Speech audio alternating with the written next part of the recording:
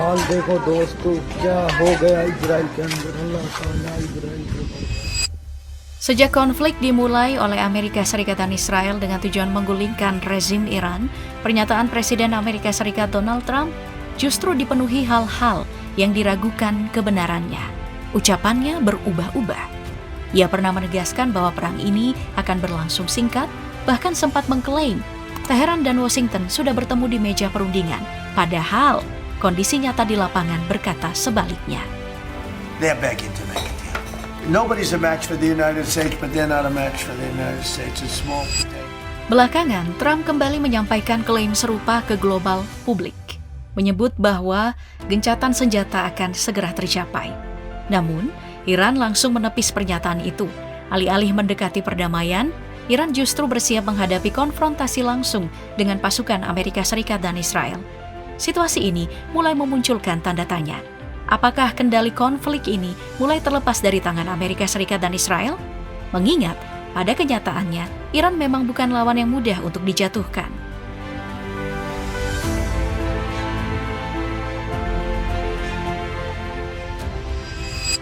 Pada awalnya, Trump dan Netanyahu tampaknya beranggapan bahwa kekuatan gabungan mereka cukup untuk menaklukkan Iran dalam waktu singkat. Mereka juga percaya bahwa dampak dari operasi ini masih bisa dijaga agar tetap terkendali. Namun kenyataan di lapangan tidak berjalan demikian. Iran adalah negara besar.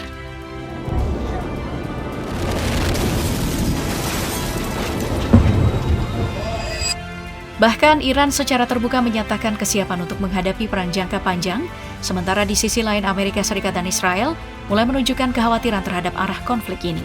Penyebabnya jelas. Serangan Iran ke negara-negara Teluk hingga ancaman penutupan Selat Hormuz ternyata tidak masuk dalam kalkulasi awal Trump dan Netanyahu.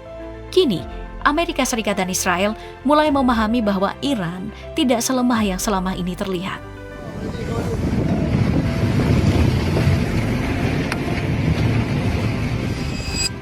Salah satu bukti paling jelas terlihat saat sebuah jet tempur F/A-18 Super Hornet milik Angkatan Laut Amerika Serikat yang beroperasi dari kapal induk nekat melakukan serangan rendah menggunakan meriam. Barangkali mereka mengira Iran tidak memiliki kemampuan persenjataan yang cukup canggih untuk mengancam jet tempur itu. Namun yang terjadi justru sebaliknya. F/A-18 tersebut dilaporkan sempat diburu oleh sistem pertahanan udara portabel milik Iran.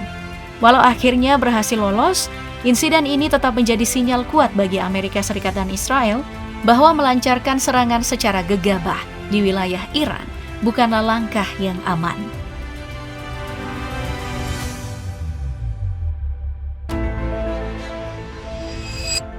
Di sisi lain, beredar rekaman amatir yang muncul bersamaan dengan klaim dari Iran yang disebut memperlihatkan jet tempur F/A-18 Amerika Serikat berhasil dijatuhkan oleh sistem pertahanan udara canggih. Dalam video itu, jet tersebut tampak terkena rudal pencegat hingga akhirnya jatuh.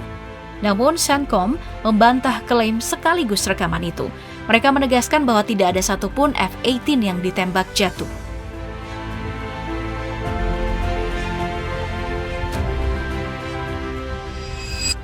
Meski begitu, kebohongan pada akhirnya sulit terus ditutup-tutupi.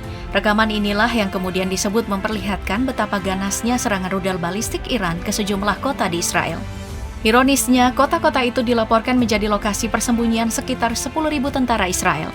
Akibat serangan tersebut, 35 tentara Israel dikabarkan tewas, sementara lebih dari 3.000 lain yang mengalami luka-luka.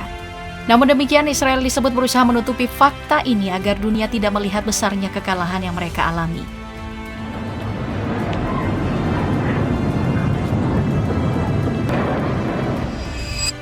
Bukan hanya itu, sejumlah rekaman lain juga memperlihatkan sebuah kota di Israel yang dihantam bertubi-tubi oleh serangan rudal balistik dan drone Iran. Hasilnya terlihat jelas seperti ini. Banyak gedung mengalami kerusakan berat, jalan-jalan tak lagi bisa dilalui, dan para penduduk Israel pun disebut telah meninggalkan kota itu. Semua ini menjadi penanda bahwa serangan Iran memang datang dengan daya hancur yang sangat besar. Israel का हाल देखो दोस्तों, क्या हो गया इजराइल के अंदर। अल्लाह ताला इजराइल के ऊपर। Serangan Iran ternyata tidak berhenti di situ. Dalam beberapa waktu terakhir, Teheran kembali dilaporkan meluncurkan gelombang serangan udara menggunakan rudal balistik. Sejumlah laporan menyebut, dalam satu hari saja, serangan dilakukan hingga 11 kali. Sejak pagi hingga malam rentetan serangan terus menghantam wilayah Israel, membuat warga terpaksa bertahan di dalam bunker dan tidak berani keluar dari tempat perlindungan.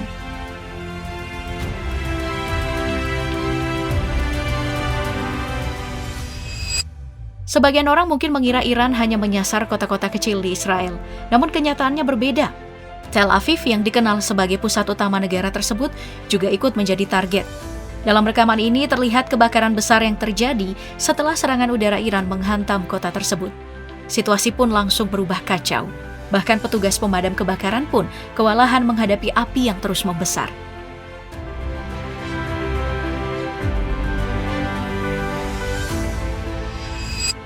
Rekaman lain yang juga terlihat atau terjadi di Tel Aviv memperlihatkan dugaan penggunaan jenis hulu ledak baru oleh Iran. Berdasarkan laporan pejabat Israel, satu rudal disebut membawa 3 hingga 4 hulu ledak, masing-masing dengan bobot sekitar 100 kg. Dampaknya cukup signifikan. Sedikitnya 3 bangunan mengalami kerusakan disertai munculnya beberapa titik kebakaran di area yang terdampak.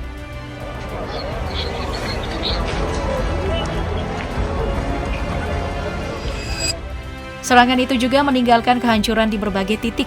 Sejumlah video yang beredar memperlihatkan bangunan dan rumah hancur akibat hantaman rudal dan drone Iran. Banyak warga terpaksa mengungsi karena tempat tinggal mereka tidak lagi layak huni. Pemandangan ini terasa tidak asing, mirip dengan apa yang selama ini terlihat di Gaza. Bedanya, kini situasi serupa terjadi di Tel Aviv. Sebuah pertanyaan pun muncul, apakah ini bentuk karma yang berbalik arah?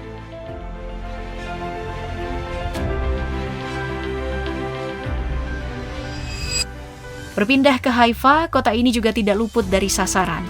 Serangan udara Iran dilaporkan menghancurkan sejumlah bangunan hingga rata ke tanah dan memicu kebakaran hebat. Dampaknya jelas besar dan menjadi pukulan yang cukup serius bagi Israel.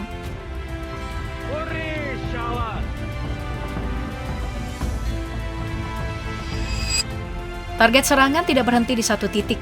Salah satu fasilitas vital, yakni kilang minyak besar di Haifa, juga dilaporkan ikut terdampak. Dari visual yang beredar, terlihat jelas bahwa instalasi tersebut mengalami kerusakan berat yang kemudian memicu kobaran api berskala besar. Situasi ini sangat beresiko, karena area kilang dipenuhi material yang sangat mudah terbakar, sehingga proses pemadaman dipastikan tidak akan mudah. Dampaknya pun signifikan, dengan kerugian besar yang harus ditanggung oleh pihak Israel.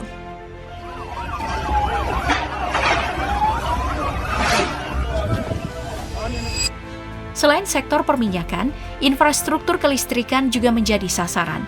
Pembangkit listrik di kota Hadera dilaporkan terkena hantaman rudal balistik. Pasca serangan, asap hitam pekat terlihat membumbung tinggi dari lokasi tersebut. Walau otoritas Israel menyebut kerusakan yang terjadi tidak terlalu besar, banyak pihak meragukan klaim tersebut dan menilai fasilitas energi itu justru mengalami kerusakan yang cukup serius.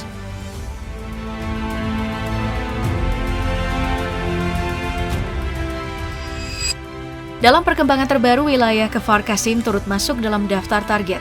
Serangan yang dilancarkan menggunakan kombinasi rudal dan drone menyebabkan sebuah mobil hancur akibat ledakan. Rekaman yang beredar menunjukkan betapa cepatnya laju rudal tersebut hingga nyaris tak bisa diikuti oleh penglihatan biasa. Fakta ini semakin mempertegas bahwa sistem pertahanan udara Israel belum sepenuhnya mampu mengantisipasi serangan dari Iran.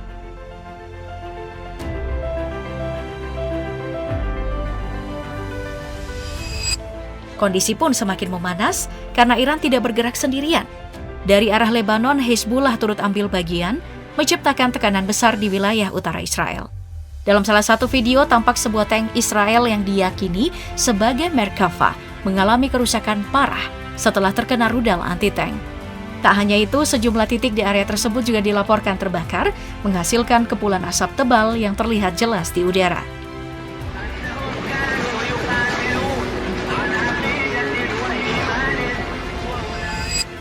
Serangan berikutnya kembali datang dari Hezbollah. Kali ini memanfaatkan drone FPV yang menargetkan tank Merkava Israel yang sedang beroperasi di kawasan perbatasan. Dari rekaman yang ada, drone tersebut dapat mendekat tanpa hambatan berarti, bahkan tanpa adanya respon dari sistem perlindungan tropi yang terpasang. Hal ini menunjukkan bahwa serangan tersebut kemungkinan besar berhasil mengenai target yang dituju.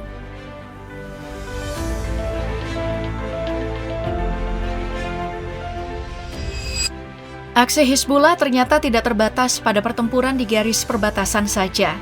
Kelompok bersenjata yang bermarkas di Lebanon ini juga dilaporkan memperluas serangannya dengan menargetkan wilayah sipil, termasuk kota Nahariya di Israel.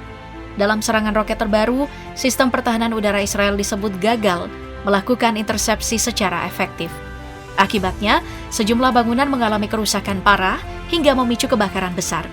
Dampak serangan ini juga memakan korban, dengan laporan 1 orang tewas dan sedikitnya 25 lainnya mengalami luka-luka.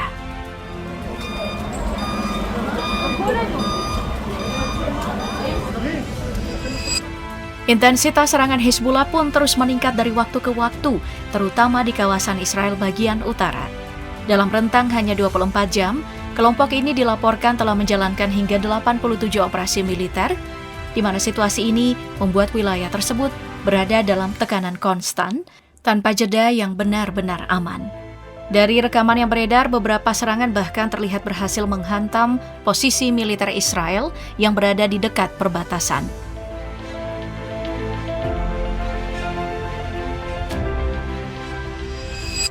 Tidak berhenti di situ, Hizbullah juga mengklaim telah memperluas jangkauan serangannya dengan meluncurkan rudal ke arah wilayah Israel Tengah, termasuk Kiryat Shmona.